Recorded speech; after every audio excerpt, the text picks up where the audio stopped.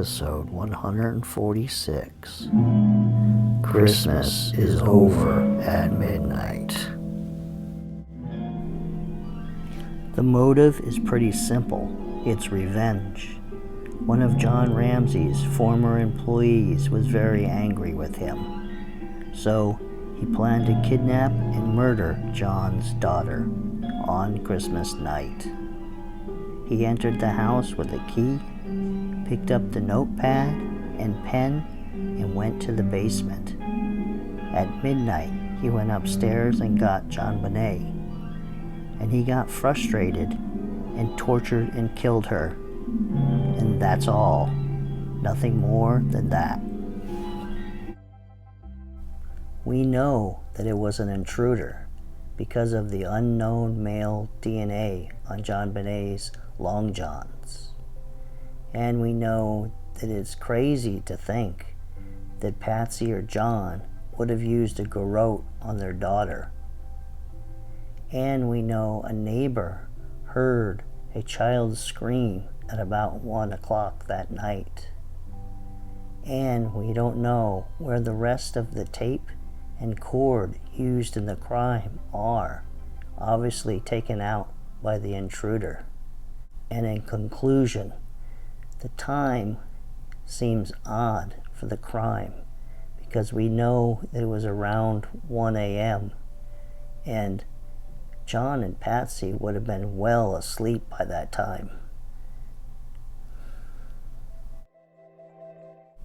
I spent all this morning and afternoon looking for different suspects that could be the intruder, that were former employees and that fit.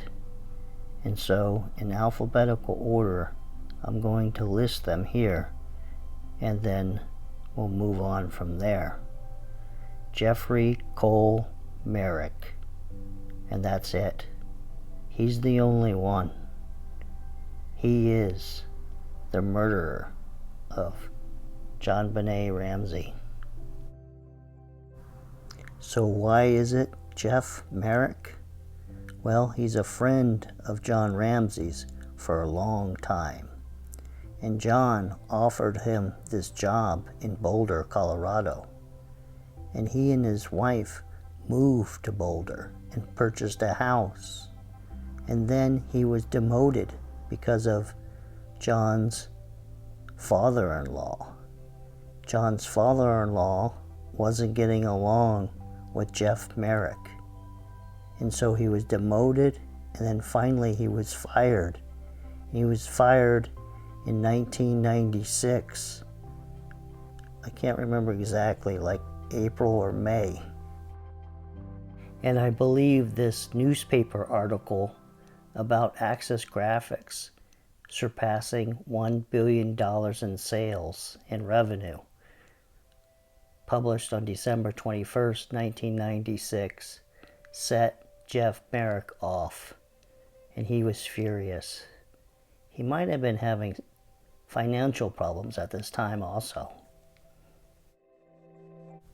And so when he was sitting in John Ramsey's basement, waiting to go up and get Jonbenet, he wrote this ransom note with the intention of removing Jonbenet from the house. But later, when he had her in his hands, he decided to kill her and leave her right there, and then place her in the wine cellar with the white blanket.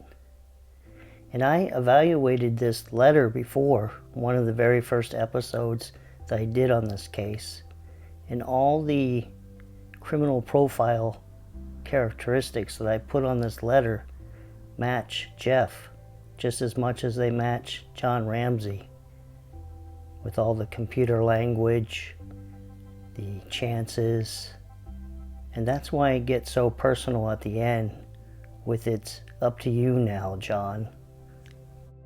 Well, this ends this episode of Unsolved, and to be honest with you, I kind of ran out of time to fully go into this suspect.